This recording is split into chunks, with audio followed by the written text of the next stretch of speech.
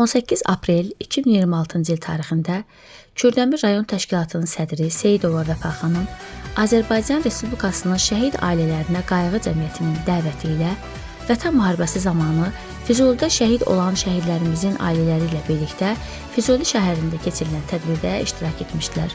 Seyidova Vəfa xanımın qardaşı Seyidov Yaşar yanvarın 25-i 1994-cü ildə Füzulidə gedən döyüşlərdə qəhrəmancasına şəhid olmuşdur. Allah'tan bütün şəhidlərimizə rəhmət dilərik. Qarabağ harayı səslənən günlər, bir canda birləşdi ruh ilə bədən, vuruşdu son güllə son nəfəsilə, ucalan üç rəngli bayraq vətəndir.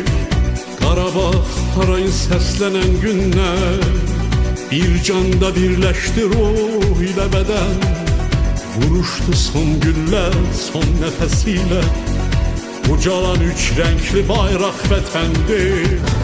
Nə vətən bölünməz, nə şəhid ölməz, nə torpaq bölünməz, nə yiğid ölməz. Uğrunda vuruşub ölən olmasa, o yurda torpağa vətən deyilməz. Uğrunda vuruşub ölən olmasa, o yurda torpağa vətən deyilməz.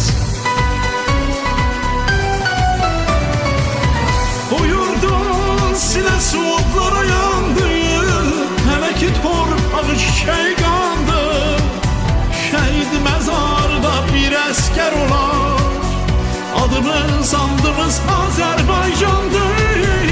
O yurdun sinəsi odlara yandı, hələ ki torpağı çiçək qandı.